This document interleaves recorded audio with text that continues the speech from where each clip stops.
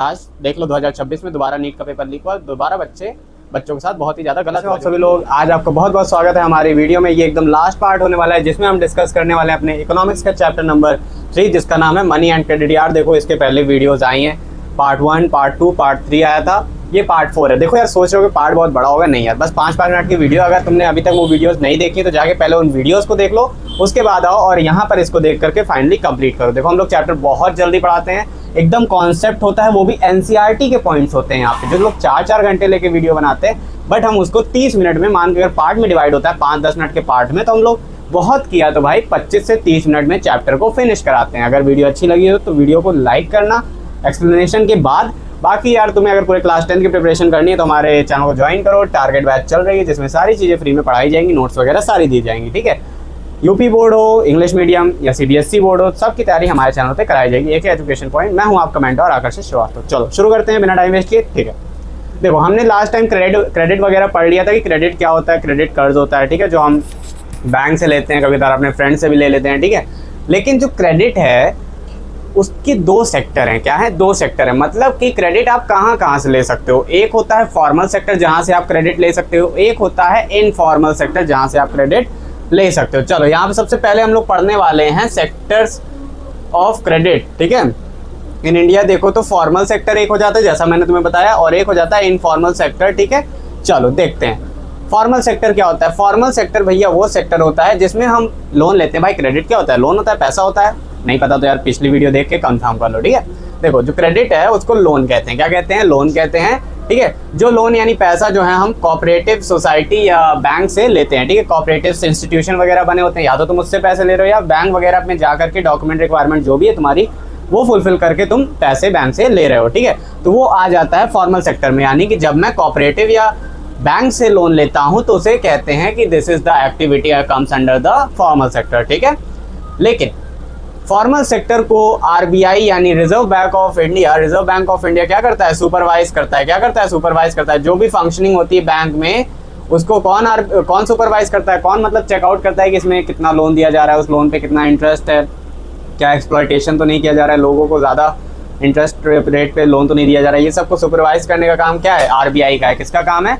RBI का है। चलो यहाँ तक समझ में आया। आगे देखो, banks have to submit information to RBI. जितने बैंक्स होते हैं उनमें ये कंपलसरी है कि जो भी इंफॉर्मेशन है आपको आरबीआई को सबमिट करनी पड़ेगी। चलो, ये बात आ जाती है तुम्हारे फॉर्मल सेक्टर की। देखो, एनसीईआरटी की एकदम डायरेक्ट टू डायरेक्ट लाइन थी, कुछ फालतू बकवास नहीं, एकदम पॉइंट टू पॉइंट है। चलो, इनफॉर्मल सेक्टर क्या होता है? अब तुम बोलोगे सर यार आपने फॉर्मल सेक्टर समझा दिया तो इनफॉर्मल सेक्टर भी समझाइए। ठीक है भाई, समझा रहा हूँ यार, वेट करो। देखो, इनफॉर्मल सेक्टर क्या होता है? इनफॉर्मल सेक्टर वो सेक्टर होता है जिसमें हम मनी लेंडर, मतलब जो जमींदार होते हैं, गांव में जमींदार होते हैं ना यार, जिनके पास बड़ी बड़ी जमीनें होती हैं, वो क्या देते हैं? कर्ज देते हैं। क्या देते हैं? कर्ज देते हैं छोटे किसानों को, ठीक है। उनको क्या कहते हैं? मनी लेंडर्स कहते हैं। आप मनी लेंडर्स के पास जाके लोन ले सकते हो।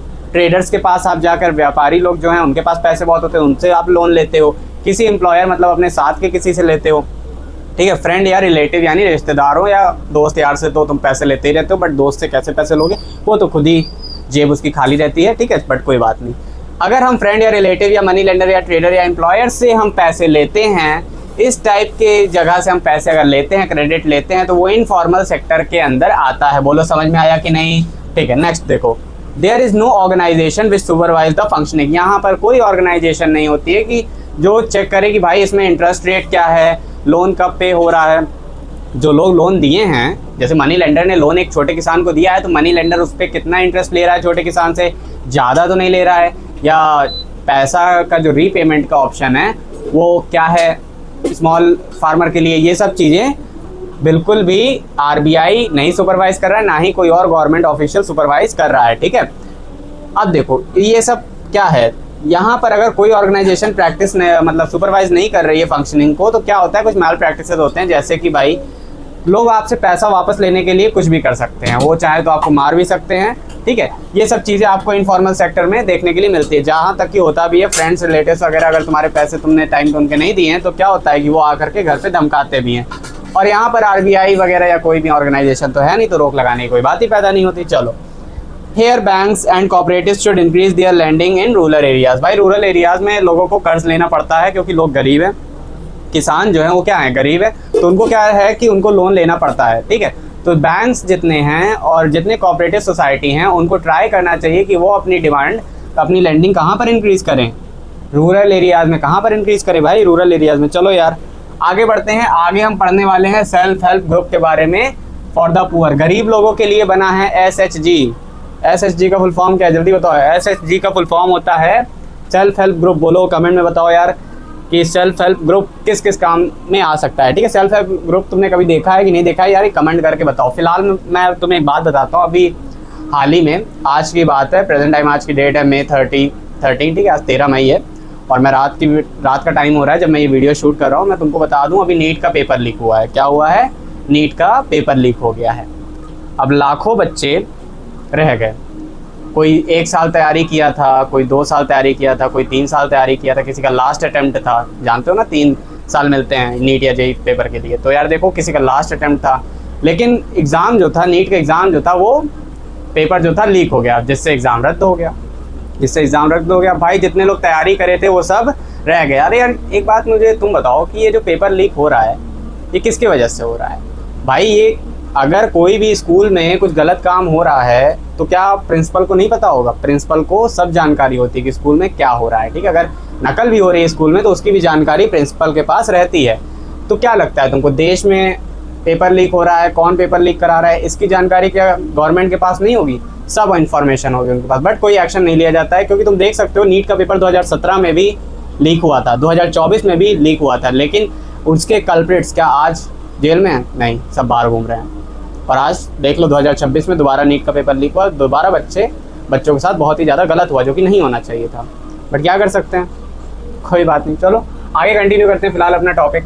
देखो सेल्फ हेल्प ग्रुप क्या होता है? सेल्फ हेल्प ग्रुप यार देखो कुछ नहीं होता है, बहुत सिंपल चीज़ है। स्मॉल ग्रुप ऑफ पीपल होता है। क्या होता है? स्मॉल ग्रुप ऑफ पीपल होता है। अरे मैं बताता हूँ तुमको, देखो ध्यान समझो।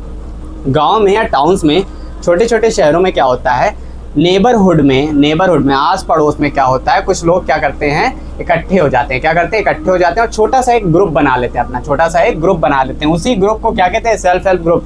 जिसमें लोग करेंगे क्या?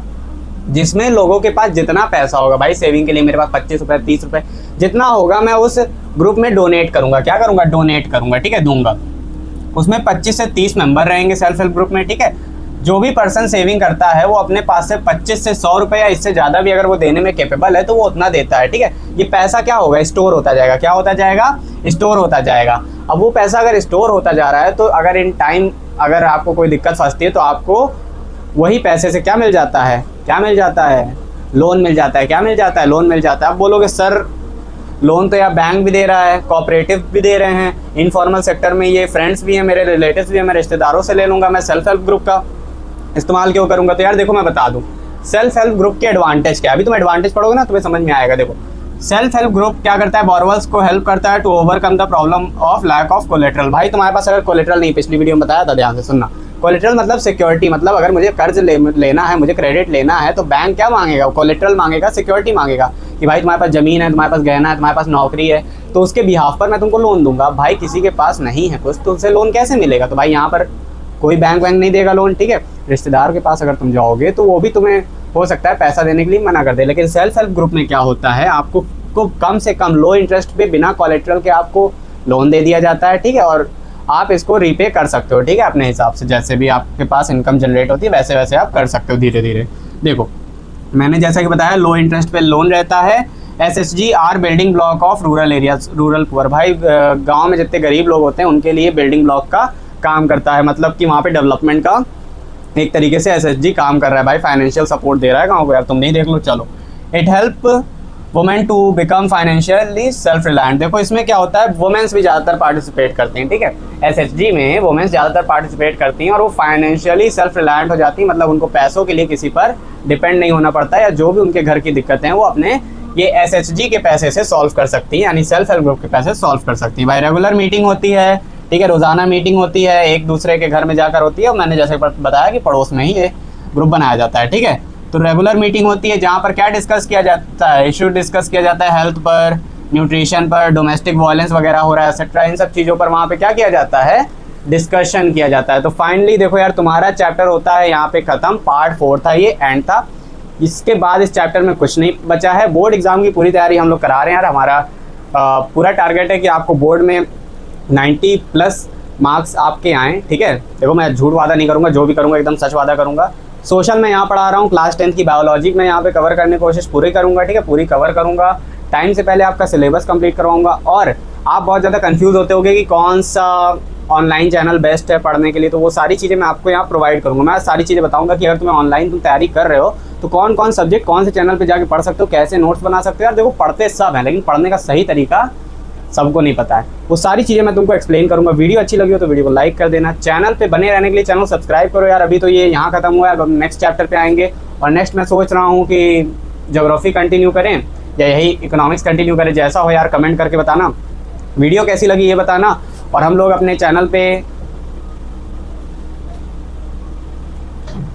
वीडियो कैसी लगी हो ये बताना। और हम लोग अपने चैनल पे क्या करते हैं, मोटिवेशनल वीडियो हर रात अपलोड करते हैं, ठीक है। हर रात में अपलोड करते हैं, रेगुलरली अपलोड होती है। तो मेरा कहना है चैनल सब्सक्राइब कर लो, मोटिवेशन के लिए भी तुम्हारे बेस्ट होगा। चलो, थैंक यू सो मच।